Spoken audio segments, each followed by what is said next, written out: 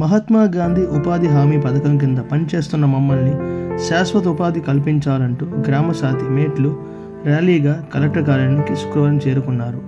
పర్లాకిమిడి పట్టణంలోని రాజుగారి కోట ప్రాంతం నుంచి వేలాది మంది శ్రామికులతో కలెక్టర్ కార్యాలయం వరకు ఈ ర్యాలీ సాగింది. అనంతరం కలెక్టర్ కార్యాలయం ఎదుట నిరసన చేపట్టారు.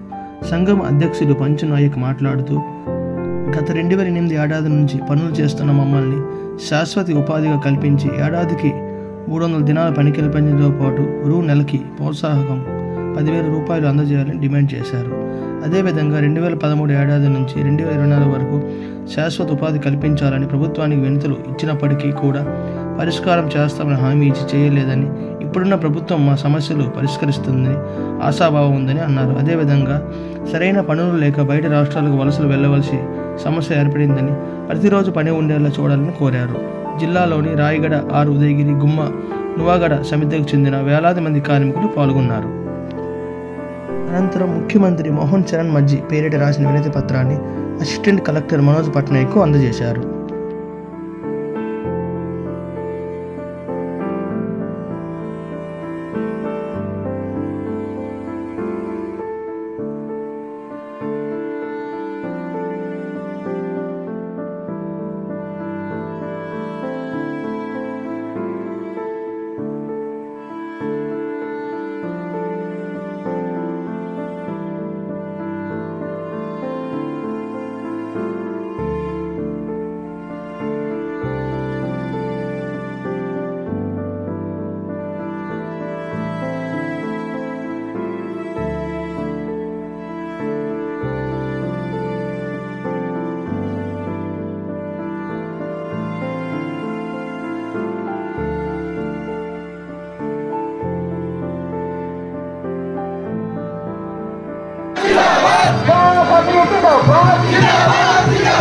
Kau